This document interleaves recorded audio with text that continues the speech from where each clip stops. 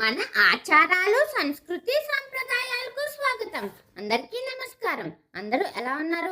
నేనైతే చాలా బాగున్నాను. మీరు ఎలా ఉన్నారో కామెంట్ రూపంలో తెలియజేసేయండి. మరి వీడియోలోకి వచ్చేద్దామా? వీడియో కోసం ఎదురు చూస్తున్నారా? ఒక అద్భుతమైన వీడియోతో మీ ముందుకు వచ్చేసాం. తెలుసుకోవాలనుకుంటున్నారా? దేవాలయ గోపురాలు ఎందుకంత పెద్ద ఎత్తుగా ఉంటాయి? మనం దేవాలయానికి వెళ్ళిన ముందుగా కనిపించేది గర్భగుడి కాదు, ఆకాశాన్ని తాకేలా నిలిచిన మహాగోపురం. ఎప్పుడైనా ఆలోచించారా? గోపురాన్ని ఎందుకు అంత పెద్ద ఎత్తుగా నిర్మించారు? అది కేవలం అందం కోసమా? రాజుల గొప్పతనం చూపించడానికా? లేక దాని వెనక లోతైన ఆధ్యాత్మిక భావం ఉందా? తెలుసుకుందామా మరి? గోపురం అంటే ఏమిటి? గోపురం అంటే దేవాలయ ప్రదేశ ద్వారం పైన నిర్మించే ఎత్తైన నిర్మాణం.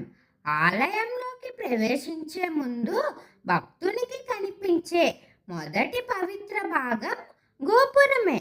ఆగమ సాంప్రదాయాల ప్రకారం దేవాలయంలోకి అడుగు పెట్టే ముందు భక్తుని మనస్సును దైవం భావం వైపు మళ్లించడంలో గోపురం ఒక ముఖ్యమైన పాత్ర పోషిస్తుందట. మరి గోపురాన్ని ఎందుకంత ఎత్తుగా నిర్మించారు? మొదటి కారణం ఏమిటంటే దైవ స్మరణ. పూర్వకాలంలో ఎత్తైన భవనాలు ఉండేవి కాదట. దూరం నుంచి ప్రయాణించే వారికి గోపురం కనిపించగానే ఇక్కడ దేవాలయం ఉంది అనే భావన కలిగేదట. అది భక్తిలోకి ఆహ్వానించే సంకేతమట. రెండవ కారణం ఏమిటంటే అహంకారాన్ని తగ్గించే సందేశం. గోపురాన్ని పైకి చూసే సమయంలో మన తల సహజంగానే పైకి లేస్తుంది. ఆ తర్వాత గర్భగుడిలో దేవుని ముందు తలను ఉంచుతాం. ఈ ప్రయాణం ఒక ప్రతీక.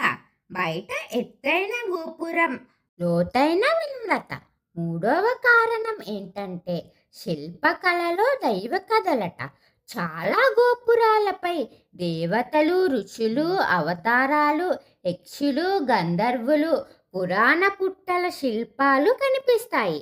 పూర్వకాలంలో అందరికీ చదువు ఉండేది కాదు కాబట్టి శిల్పాల ద్వారానే ధర్మకథలు ప్రజలకు తెలియజేసేవారట. అందుకే గోపురాన్ని రాతిలో చెక్కిన గ్రంథం అని కూడా అంటారట. నాలుగవ కారణం దేవాలయ నిర్మాణ శాస్త్రం. ఆగమ శాస్త్రం వాస్తు సాంప్రదాయాల ప్రకారం దేవాలయంలోకి ప్రతి భాగానికి ప్రత్యేక స్థానం, ప్రమాణాలు ఉంటాయట.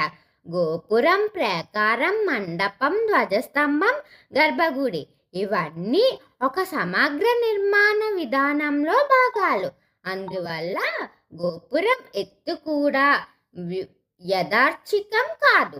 ఐదవ కారణం ఏంటంటే ఆధ్యాత్మిక ప్రయాణానికి ప్రతీక. దేవాలయంలోకి ప్రవేశించే భక్తుడు బయట ప్రపంచం నుంచి లోపలి ప్రశాంతత వైపు ప్రయాణిస్తాడు. ఆ ప్రయాణంలో గోపురం ప్రారంభం, ప్రాకారం అంతర్ముఖత, ధ్వజస్తంభం దైవస్మరణ, గర్భగుడి పరమాత్మ సన్నిధ్యం. అంటే గోపురం కేవలం నిర్మాణం కాదు, ఆధ్యాత్మిక యాత్రకు తొలి అడుగు. ఆరవ కారణం ఏంటంటే రాజుల భక్తి. చోళులు, పాండ్యులు, విజయనగర రాజులు, కాకతీయుల వంటి అనేక రాజవంశులు అద్భుతమైన గోపురాలను నిర్మించారట. వారి ఉద్దేశం తమ సంపదను మాత్రమే చూపించడం కాదు, దేవాలయాలను కళా, సంస్కృతి, భక్తి కేంద్రాలుగా అభివృద్ధి చేయడం కూడా అట. గోపురం కనిపించగానే నమస్కారం ఎందుకు చేస్తారో తెలుసా? మన సాంప్రదాయంలో గోపుర దర్శనానికి పుణ్యం అని విశ్వసిస్తారు. ఎందుకంటే గోపురం కనిపించిన క్షణం నుంచే భక్తుని మనసు దేవునిపై కేంద్రీకృత అవుతుందట.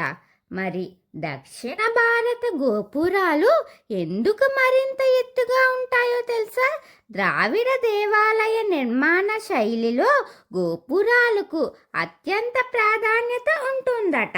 అందువల్ల తమిళనాడు, ఆంధ్రప్రదేశ్, తెలంగాణ, కర్ణాటక ప్రాంతాలలోని అనేక ప్రాచీన దేవాలయాల్లో ఆకాశాన్ని తాకేలా కనిపించే గోపురాలు కనిపిస్తాయి.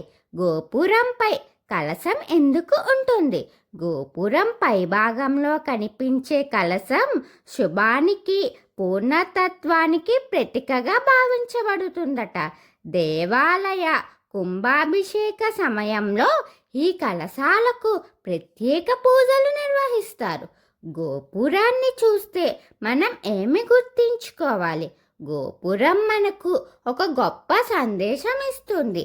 ఎంత ఎత్తుకు ఎదిగినా దేవుని ముందు వినమ్రతతో ఉండాలి. ఇది కేవలం రాతితో నిర్మించిన కట్టడం కాదు, మన జీవితానికి దిశ చూపే ఆధ్యాత్మిక చిహ్నం.